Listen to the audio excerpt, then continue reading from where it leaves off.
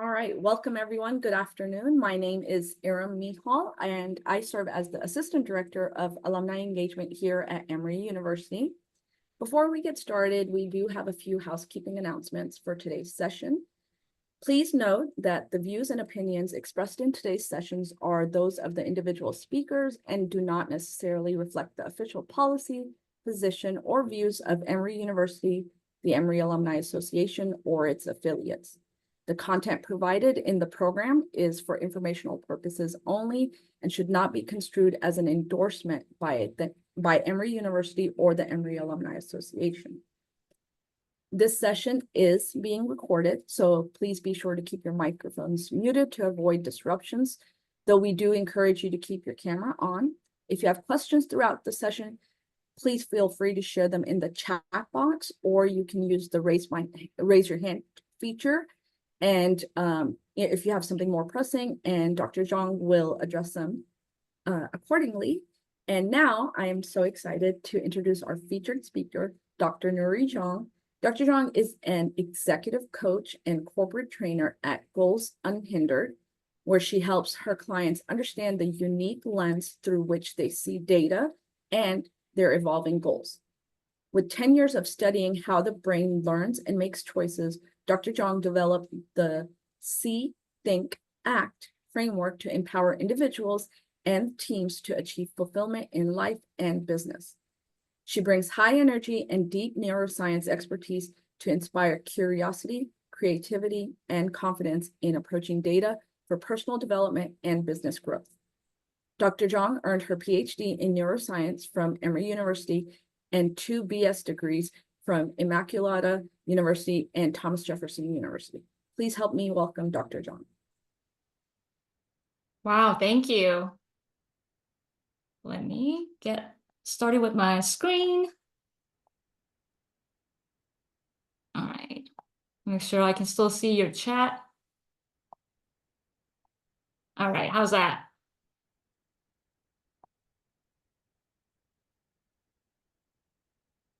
Perfect. You're good to go. All right, thank you. So I'm really excited. My name is Nuri Zhang, as mentioned. I am the executive coach and corporate trainer at Goals Unhindered, which I founded to help individuals and teams to maximize their potential using data, curiosity, and creativity. So I'm really excited to share what I know, what I teach, and also learn from this group of amazing, highly successful people in this group from Emory alum. So I would love this webinar to be as interactive as possible. So if you're willing and able, please keep your cameras on. Love to see your faces, the beautiful faces that you have in the room. And I thank you for your active participation. Keep your hands in your keyboard. Be ready to type in any answers I ask. Your active participation really helps this session to be as informative and fun as possible. All right, so let's get started with the agenda for today. We're getting started right now, and then we're going to walk you through the 3-part framework, See, Think, Act, starting with C, which is how do we see more of the fuller data picture, and then followed by Think, which is all about creative and strategic thinking. And then we're going to end the loop with the Act, which is all about action with confidence and team support. And we're going to close it up with some Q&A and how we can help you succeed in the future. I would love for you to put any questions you have throughout the talk in the chat, and then we'll have a few minutes at the end to address those questions. Or you can raise your hand. I can call your name to unmute your microphone and directly ask the question. All right, so just to get started, this is your first opportunity for you to participate. So let me start with a scenario to imagine. You're about to walk into a meeting with a particularly difficult customer, and you know this is going to be a tough meeting. So what did you do? You've mentally prepared, and you've gone through all the potential scenarios and your talking points. But now that you're about to walk in, you're getting nervous and you start to feel the sweat down your neck. Now imagine that by the end of the meeting, you've decided that it was a successful meeting. Okay, in this scenario, what pieces of evidence would you need to feel confident in your assessment that this was a successful meeting? What would you say you need to see or feel or think? Love to see some of your answers in the chat.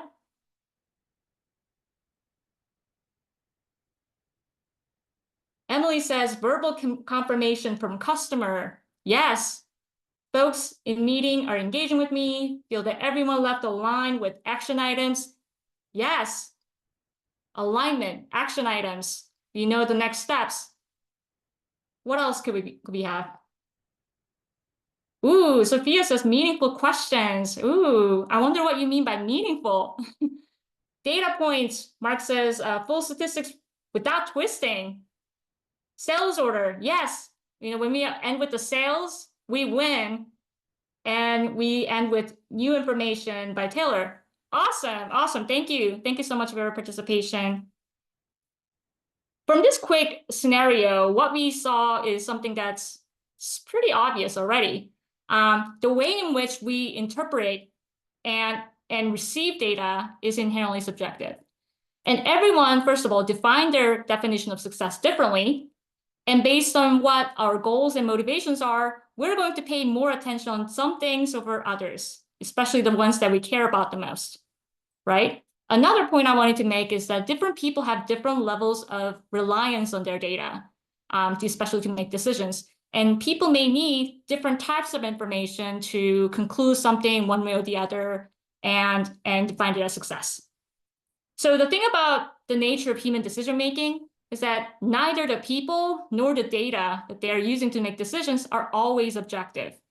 As you will see more clearly later on, we're missing a lot of information that, you know, could in the world that could be useful to us.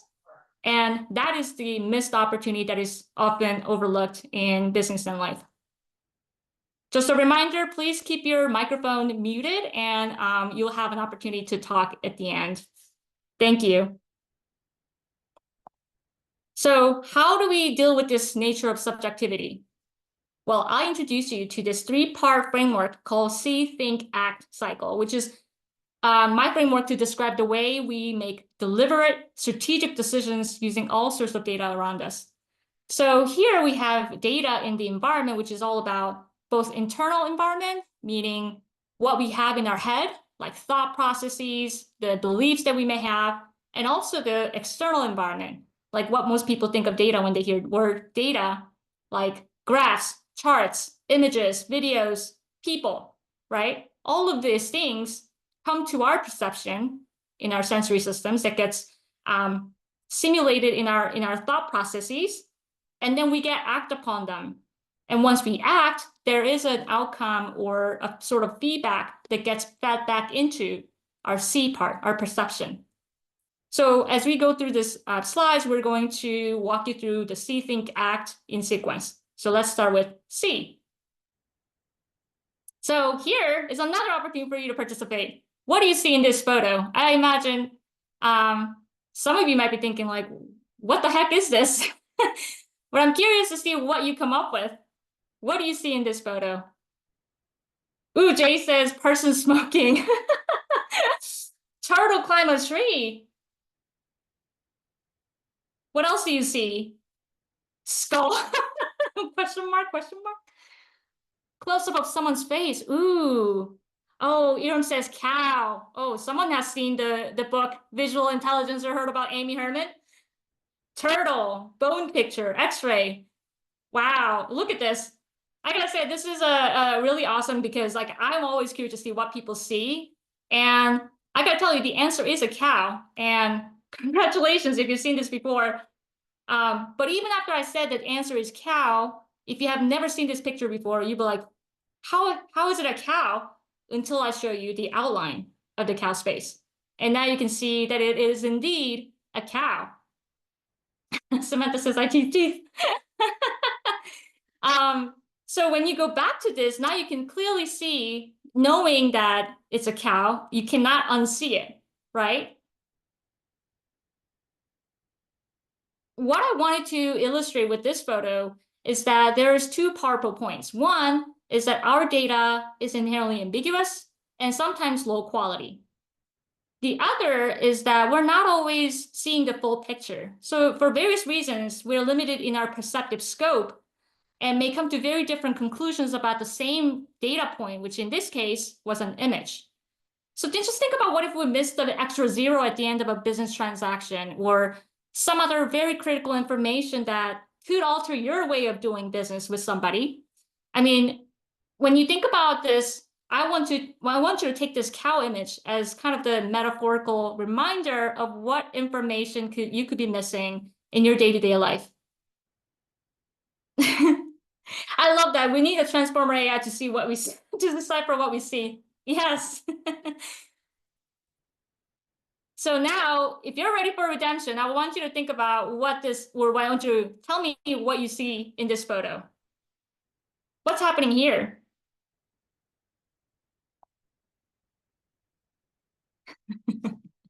People still seeing a cow here. It's hard to forget, some of the things that we learn, right? Ooh, bad news. What else? Anybody else? Mr. Smith, the doctor's ready now. Ooh, okay, someone's had a scenario. A patient or family looks concerned, not liking the message. Oh, surprise. He seems startled. Just been called in, nothing more. See, everybody sees differently. Can you imagine if you're told this was a part of a story, can you imagine what happened right before or right after this scene? So I want to introduce you to potentially different ways of looking at it. One, let's say, if you're looking at it through a red filter glass, let's say, it could be that it's a husband who's anxious about his wife's surgery. He's anxious to hear about what happened. Or another person might say, hey, the visitor is being told that he's sitting in a contaminated chair. Or what about yellow glass? It's an actor being told that he got the job in the medical drama. I want you to think hard about the type of color filtered glasses that you could be wearing to see the world. There are, at least 3 different ways to see this same picture and interpret it very, very differently. And we assume data are objective facts, but they can be ambiguous and biased. So I want you to think about, why is this relevant? Why is this important? When we acknowledge that we're all biased, we can take the time to understand our own bias, our perspective. And not only that, we can understand the perspectives of others, especially the customers. Those are very important. It's the center of our business.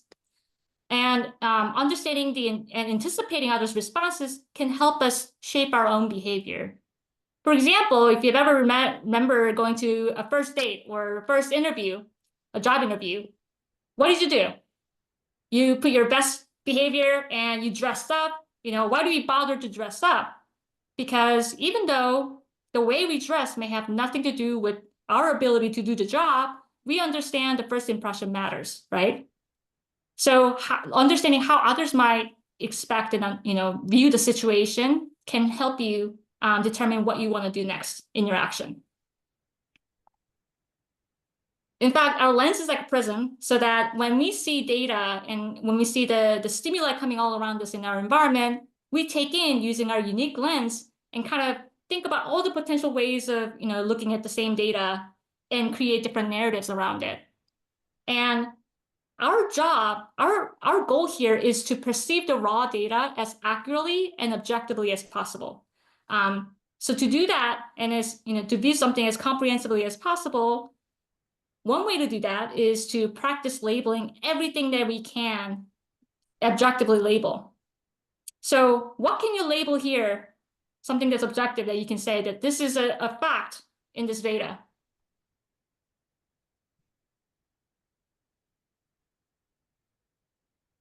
Ooh, it's 2 p.m. Someone said 2 p.m. It's like, so there's a clock that says 2 o'clock. Is it likely that was it a 2 o'clock in the afternoon or 2 a.m.? Mark says it could be 2 a.m. We're not sure, but possibly daylight. What else can we say about this data? What about like the location? Where is this taking place? The person in the dress shirt is sitting? Yes.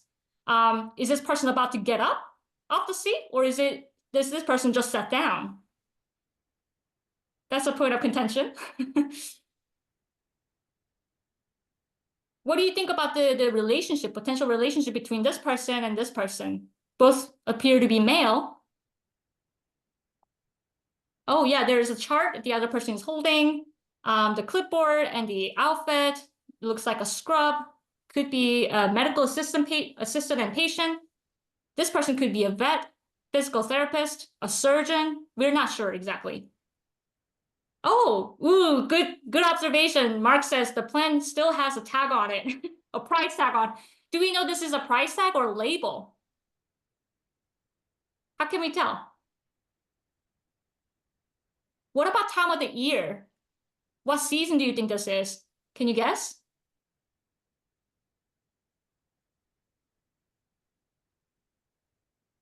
Based on some outfits that people are wearing, I don't see any heavy coats or boots, possibly summer, right? Or early fall.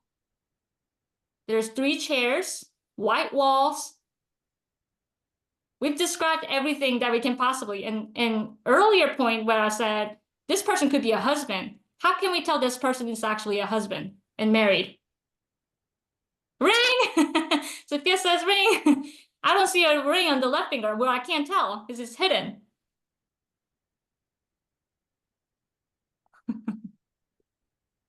Mark said the person sitting is deciding if he wants to believe this news information he wasn't expecting to get. Is he talking about this person or you? I want to ask. Wow, this is awesome. Thank you so much. So what we talked about here is the first part, C, is we have both partial and impartial view of data. Partial because we're all biased, and we all have different goals and motivations, as well as experience and knowledge that's going to bias us into seeing something very different from each other. But to be as objective as possible, we practice label everything that we can, right? So my recommendations to you is to start kind of practice acting like a psychologist and a crime scene investigator. You know, we have to stay objective when taking data points, but we also have to understand the human part of the equation. So try understanding the viewpoints of others as a psychologist point. So one way to do that is challenge yourself to see the same data from multiple perspectives, especially your customer profiles. And then we can also start labeling what we can objectively in the data that we see. And to do that, we also need to cultivate our self-awareness because we need to understand that everybody sees the problem differently and different lens to view the situation. And so once we can understand our own biases, we can acknowledge how to move forward with that. All right, so let's move forward to this think, which is all about creative and strategic thinking. There's a ton of data out there, raw data points in our internal and external environments. Sometimes we can label some of these using our knowledge, and even we can connect the dots through our experience. But we may be missing out on something, the new ways of looking at the same thing, which is the creativity. Some of you may be thinking, like, why the heck do we need to see a cat in these dots and lines? Well, it actually opens up our perception by thinking about new ways of thinking. And we're not just doing it for the sake of expanding our perception, but we also do this because we have a clear goal and business objective. And we know how to filter our information in a way that's actually efficient and effective. So this section is all about creative thinking with the strategy in mind.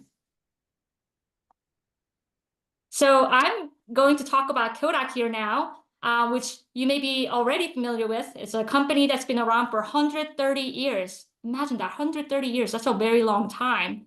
It used to control like 70% of the film industry in the US. So it was a market leader, but now it's kind of considered as a thing of the past. You may already have been aware of the situation, but here's the data to show you. There's been a drastic decline in the sales of film globally. You can see they peaked around 2000, and then they fell down dramatically over the next decade. And now, I don't know if anyone actually prints out any photos anymore. And likely, in camera sales also, it kind of flipped around early 2000, where the digital technology really took off. and then the analog camera sales has gone down dramatically as well. So given this data, I mean, can you imagine being an executive at Kodak, sitting and looking at this data in 2000 and see what you would see? And it's easy for us to think about what went wrong in retrospect, but try to put yourself in that shoes of an executive. And think about, why did Kodak fail? Can somebody tell me and put in the chat what they think made Kodak fail? Samantha says Polaroid is coming back as an art form. Yes. I love that. It's always making a trend, the history coming back around. It's a cycle. A Cook says poorly managed pension funds. That's going to do something about the employee satisfaction and retention. Yes. Didn't keep up with technology. Yes. What about Mark? Too many competing priorities, got too big and unfocused. Yes. Bankrupted them. Yes, they went out of, they didn't completely go out of business, but they did file for bankruptcy back in 2012. It's still around, but it's not making a comeback as much as before. Technology and economic trends. Don says incentives are not aligned toward the futures of the company. Oh my gosh, this is a very important point. Thank you. Like all of these points I'm going to address in three most common claims and arguments about Kodak. So one idea is that, did they fail to innovate? I think it's actually a hard sell to say that because Kodak employee Steve Sasson was the first person in the world to develop a digital camera. They had all the technology required for putting this out in the world, and they also had by the year 2012 when they filed for bankruptcy, they had more than 22,000 patents. So they were innovators. They were market leaders. So it's unfair to say like they failed to innovate. What about failing to recognize the market trends and quickly adapting to it? Yeah, that's fine. I mean, it's a layer of Please keep your microphone muted until the end. Thank you. I appreciate your participation. So about the failing to recognize the market change, Kodak, in fact, knew that as early as 1981. Think about it. The peak sales in film was in the 2000s. So more than 2 decades before, they knew that their core business will be replaced by digital technology. And they even knew that they had about 10 years to prepare for that transition.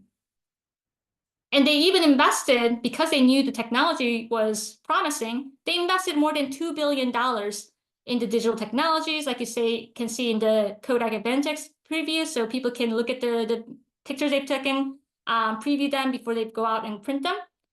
And they also knew that pictures would be shared online, even before Facebook or Instagram was around. So they invested in the acquisition of a company called Ovota, which is a photo sharing platform online. Okay, so this is not exactly the reason for failure, but what about diversification? Maybe they forgot to diversify.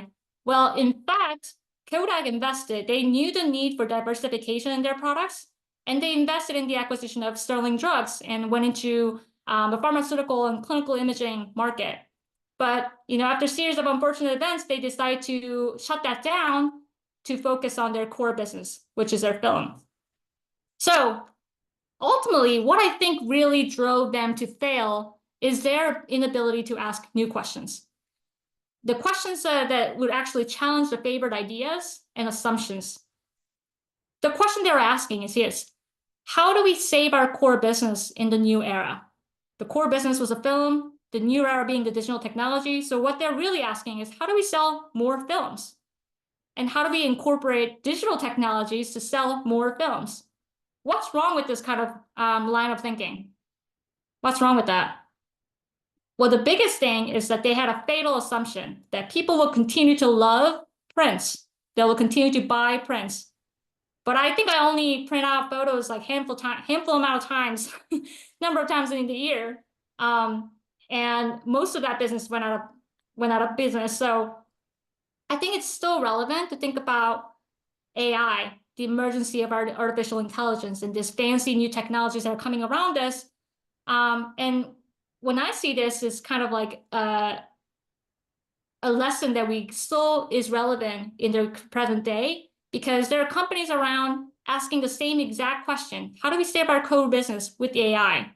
And thinking about, we have the solution, which is AI tool, to go out and find the problem to solve, whether that exists or not.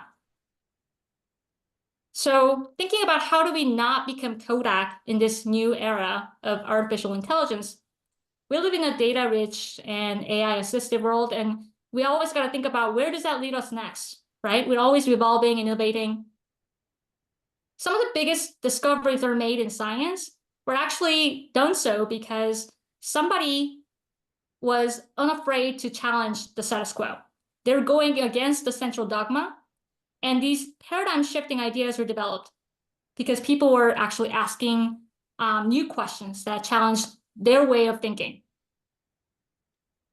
And I think this is another question that we can ask is, how do we not become Kodak and learn this lesson from it in this era, and not be the company that goes out seeking a problem with the predetermined tool, which is AI, and actually create lasting value for the customers. So in the think part, which is all about strategic inquiry, and this is about asking new questions to understand what we know and what we don't know. We have to differentiate what we know and what we don't know so that we can make a better impact in our world. So number one question you can ask now is, what is something that you believe to be true without question? What is something that you believe to be true without question? It could be a key performance indicator, KPI. It could be a process that the way you do things in your business. It could be the immediate default thought that you have about something or someone, right? And then think about what is the underlying assumption behind that? And how can we test that? And that's where the new hypotheses come in, and new ways to test them, and new data points, the pieces of evidence that you need to answer those questions and see whether you can confirm or prove or disapprove that hypothesis. And then the missing data piece is really about asking, are we dismissing any information because it doesn't fit neatly into what we think is true already in our expectations and favorite ideas? And then another part is that, what data are we not considering that could change our understanding of something? In science, we talk about compounds in our experiments that could actually change the way we view something and think about something. We have one way of looking at it, but there are other players in the picture that could also alter our action plans. So what we're trying to do here is, starting with C, we're trying to expand our perception. Expand by asking a ton of new questions. And this is through our divergent thinking. We have to think about other things that people have been missing or overlooking. And then we're not just doing this for the sake of having as many possibilities as possible, but also converge onto a particular goal. And to do that, we have to prioritize and narrow down what we really want to make an impact on. So let's practice. This is another great place for you to participate, and I would love to see your answers in the chat. So here, you are the director of operations at a large hospital. You've been tasked with reducing emergency room wait times. And here you can see the bar plot that shows the average wait times during different times of the day over the past week. So I'll give you a few questions to think about. Number one, what's our goal? What is our goal in this scenario? Reducing emergency room wait times? I want to ask you, okay, what's the assumption behind that?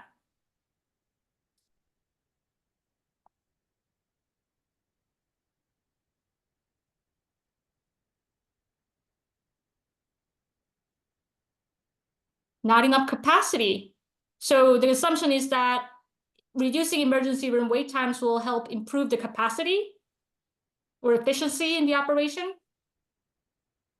Jay says the hypothesis could be that lower wait times will improve patient outcomes. Yes, patient outcomes in care, their satisfaction score.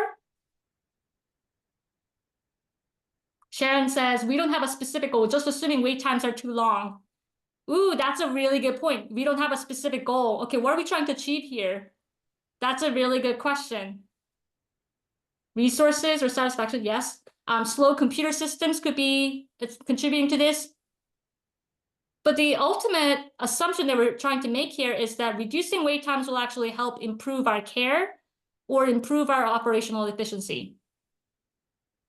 But we're not sure whether that's even true, right? We're working under the hypothesis, under the assumption that, maybe they may or may not be true when patient could be just going, want to go home faster.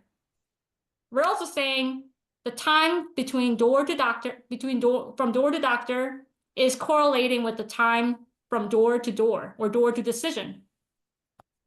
Okay, good. What about what's known? What's known about this? Can we talk about what we know about this data?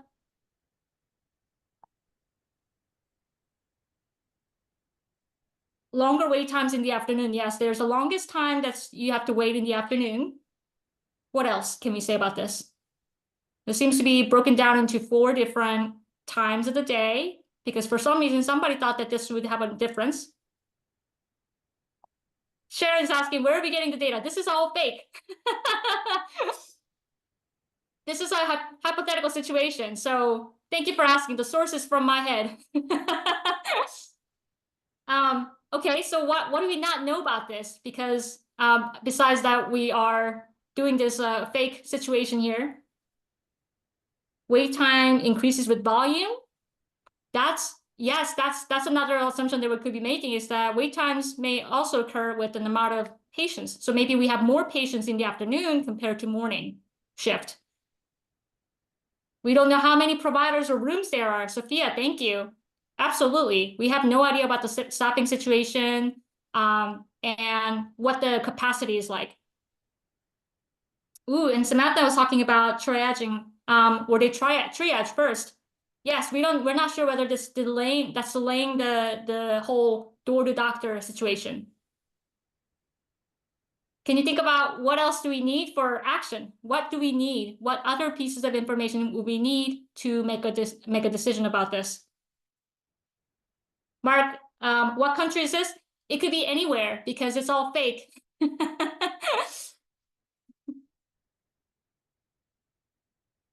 We don't know what their current process for admission is or what tools they're using. Yeah, maybe we need to make a new different tools and think about what ways we can implement that. Loading, division of times. Maybe we need to understand the staffing information. Maybe efficiency of the physicians. Increased workforce in afternoon. Could be, yes. That could be the logical next step. Aaron says 2 hours for door to doctor in DER is actually not a bad wait. I think that could be contentious. That could be debated. All right, well, thank you. Let's go into the recommendations. Like, hold your thoughts and go into the recommendations. So we talked about Kodak and his history, what happened. Don't be like Kodak. Let's try asking you questions that actually challenge our assumptions. And to do that, we have to first clarify what our goal is. Sharon had mentioned the important point about we don't know what the actual goal is here, right? We may have working on inaccurate assumptions. So first, we have to figure out what our goal is and then determine what we know versus what we don't know. And once we create all these different ideas for questions to ask them, we can think about ways to test them. What data points would we need? How would we plot this? If you were to create a bar graph or a line graph or whatever format that you would use, how could we test this hypothesis? And for managers in the room, I would love for you to think about how you may be able to create protected space for your team to ask new questions, unrestricted new questions that challenge the status quo, the way we do things on a normal, regular day-to-day, and also the room for strategic risks. Now we're moving along to the final section of the day, which is ACT, which is all about confident action with team support. When we look going from data to insights, this is the best way I can explain how they differ from each other. In data, what you might see is that, oh, your online company sold product, awesome. 1,000 times last month. That's a data point, right? In analytics, what you might find out is that 600 of those purchases were made by people in a particular age group, ages of 20 to 35.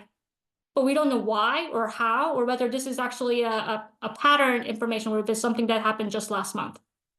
But after more deep, in-depth analysis, we find that as an insight, buyers are 30% more likely to complete the purchase that's in the shopping cart if there is an option for buy now, pay later. So what would be the most logical action step to take after this insight?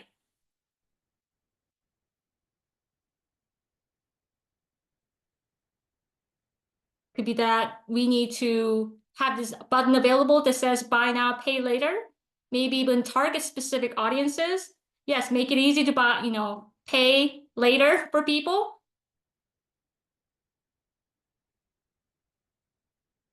When we talk about creativity, which was the focus of the previous section, we talked about imagining new possibilities and also doing it in a way that's integrating multiple sources of information, not just looking at one thing, but broader perspective of something. And that creates a lot of new opportunities.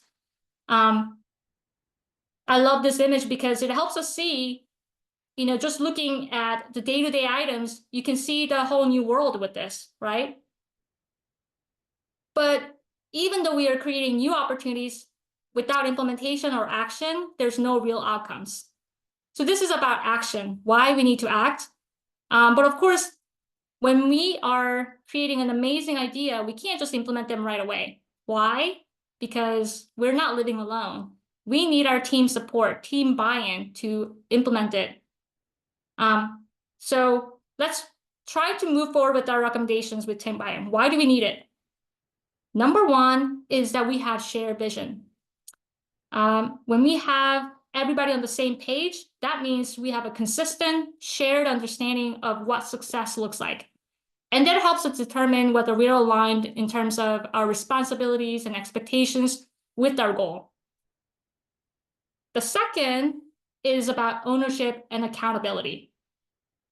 When we get our internal stakeholders involved in the process of peer evaluation and feedback early and often, that develops a sense of ownership because people are invested in the outcome, right?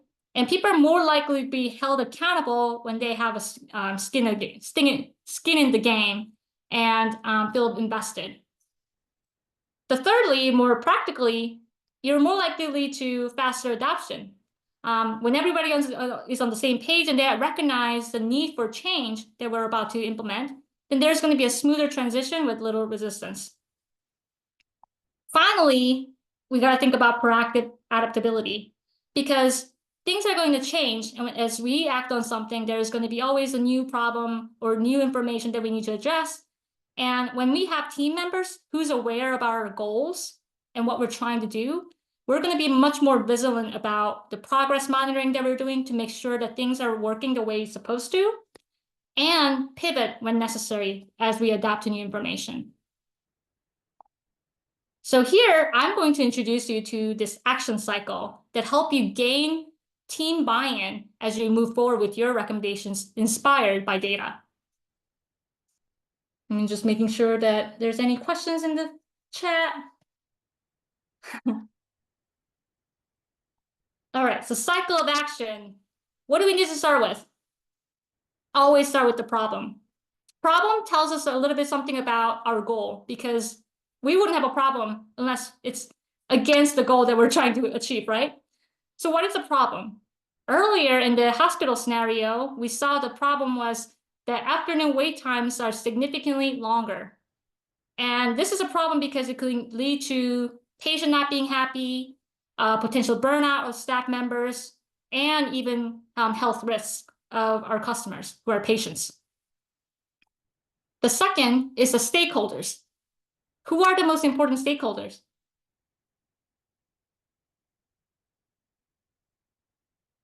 Who's our customer in our hospital scenario?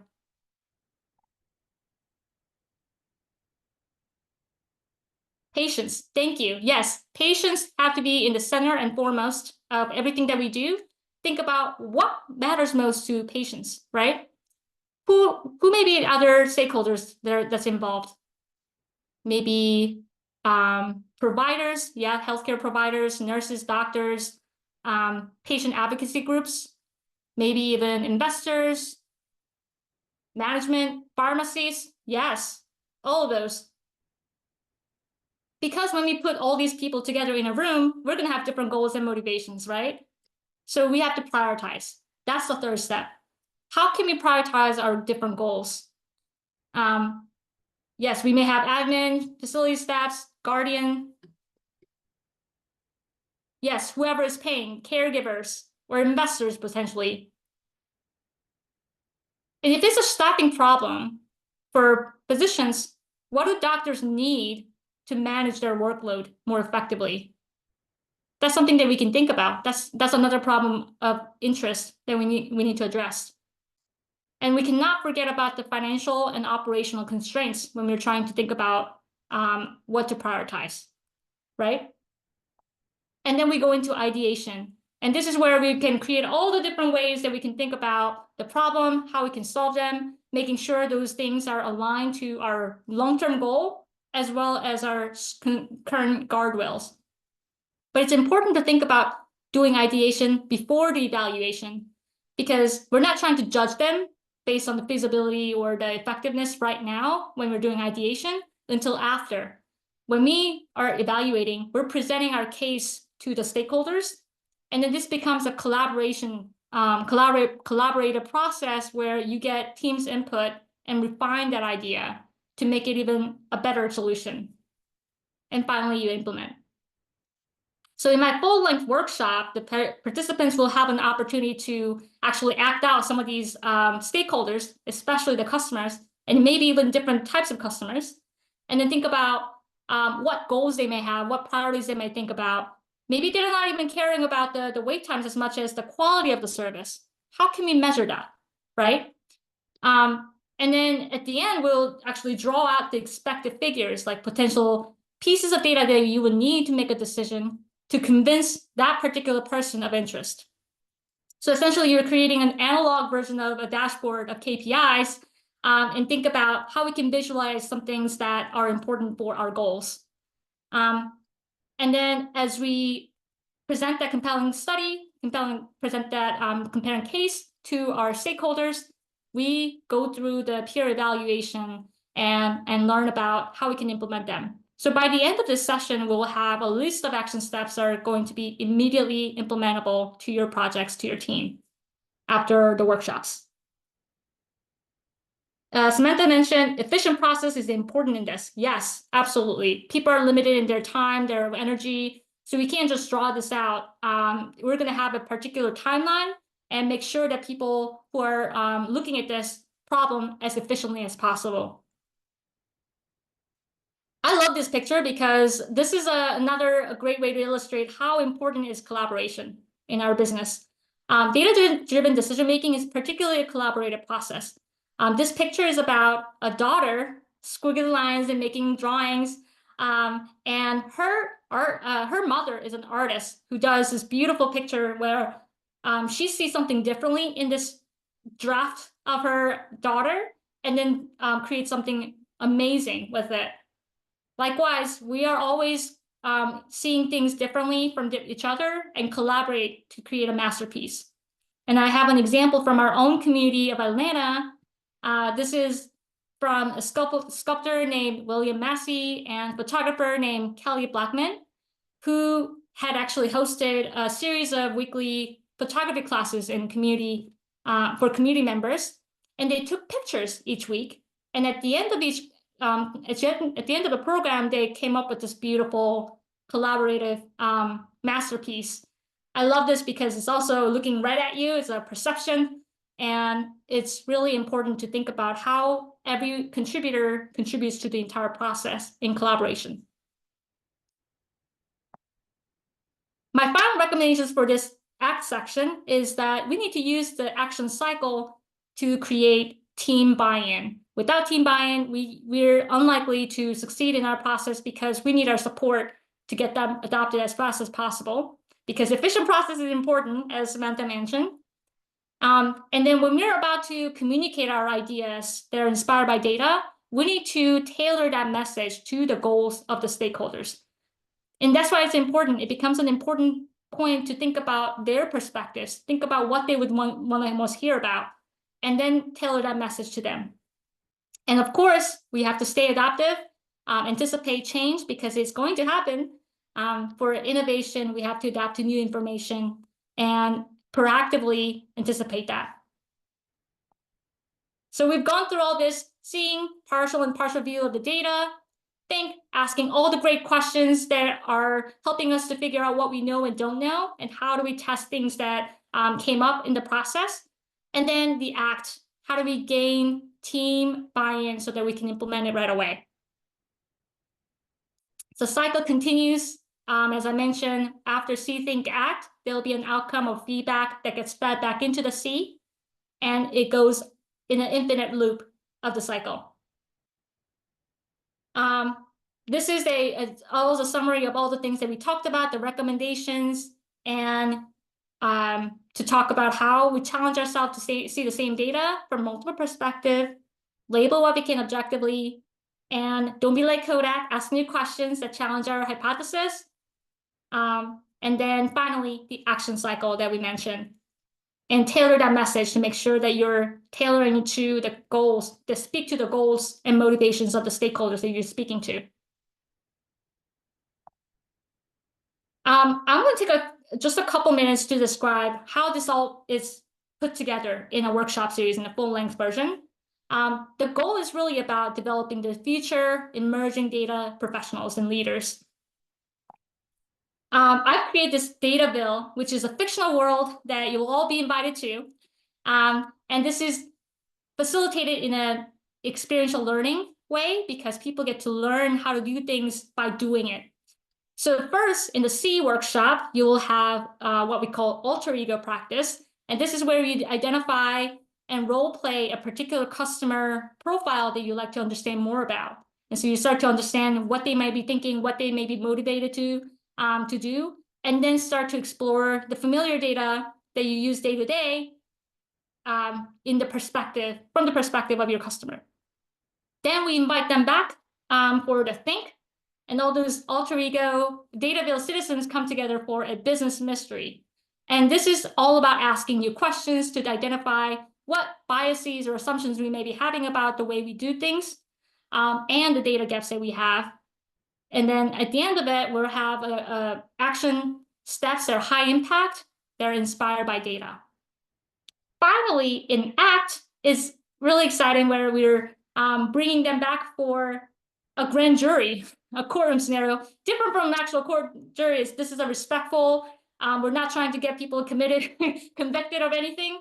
It's an act of collaboration. So people present their compelling case about what they should be doing with their data, and then get feedback from their team right there and there. So we can refine our ideas so that by the end of it, we can democratically decide what's the most impactful and significant things that we can do moving forward.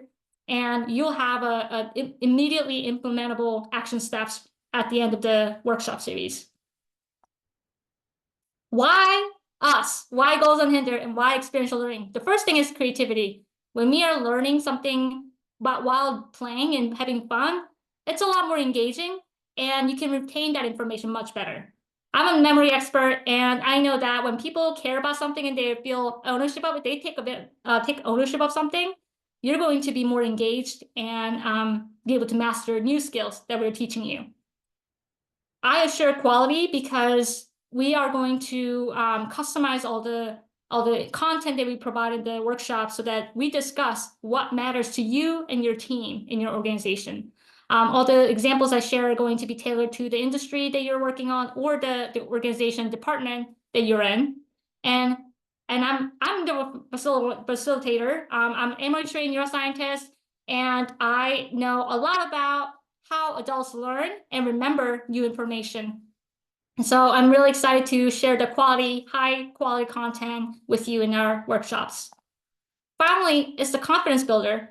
When people are able to learn new skills and give an opportunity to improve their skill sets, they're more likely to stay in that company. So corporations that offer skill building programs are going to have a higher retention rate, and you're going to have a team of confident data communicators that are going to be useful for any business challenges that you may have in your projects.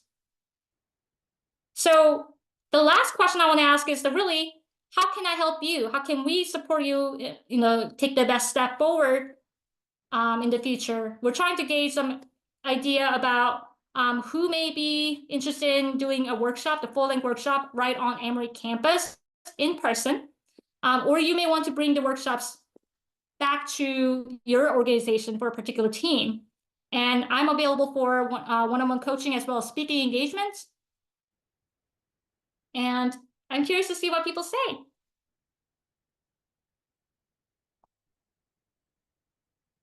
And then finally, I would love for you to share what you learned, one thing that was most impactful for you from this webinar.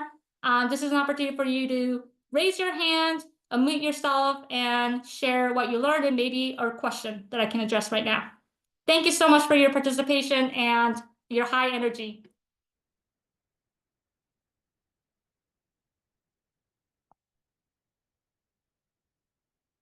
Thank you, Akash. Thank you for coming. Love for you to share what's one thing that you mentioned, one thing that you took away from this webinar.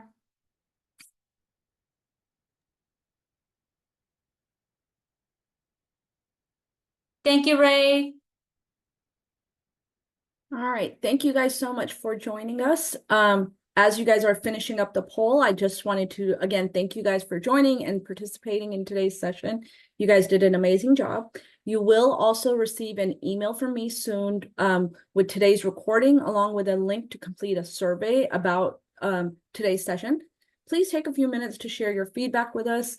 We do share this with all our speakers, and be sure to register for our next webinar, Become the Leader You Always Want to Be, with Samantha Carroll, next Wednesday, September 18th at 12 p.m. Eastern. And on behalf of Emory Alumni Association, we want to thank you again for learning with us and see you next time. And I'm going to leave the meeting open right until 1 o'clock. So if anyone has any questions, feel free to unmute yourself at this time. I think the ACT portion is not as simple as getting them on board. So I've been doing process and change management for over a decade, and getting people on board is extremely difficult. And even though you are laying out all the benefits and all the scenarios, they're just people in leadership, including the C-suites, they're just not on board. And and then if they don't take action, they tend to fall behind. And then when it's too late, only then they want to get on board.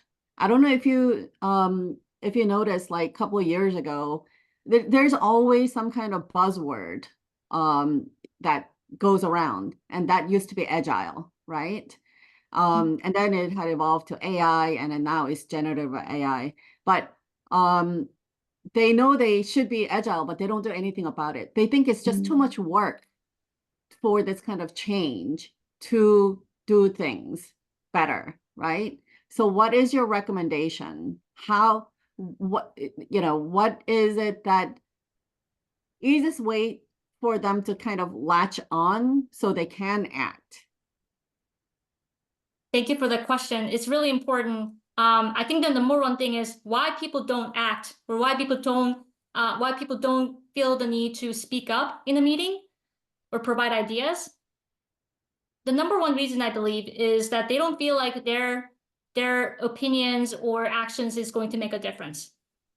And when at the top, executive leaders especially have the openness and the curiosity or even willingness to have people share their ideas and actually think deeply about it and really care for them, and that's communicated in a more direct way, and people feel like, oh, what I say actually does matter. And so that's number one. That has to be a big cultural shift for feeling comfortable and also creating that protective space that I mentioned, either in a quarterly, monthly, in a meeting informally, or whatever. Maybe in a retreat, you have a session that's, you know, dedicated for hearing people out. What's the biggest problem? How can we help you do better in your job? And then once they feel like their opinions actually do matter and it's going to make a difference, then we can actually start thinking about more effective ways to address some of the problems that they have and actually refine those things. And the process of helping people do their jobs better and the collaboration that is coming from that is going to help with the buy-in. Yeah, it wasn't about listening or what their opinions are. I mean, they have actually a lot to say. And they, even though you present them with the benefits of making those changes or doing whatever to get the buy-in, some people are just stubborn. So in my opinion, I think 85% of the time when people are resistant is when they're lacking that knowledge, whatever it is. So I try to give them that knowledge, right?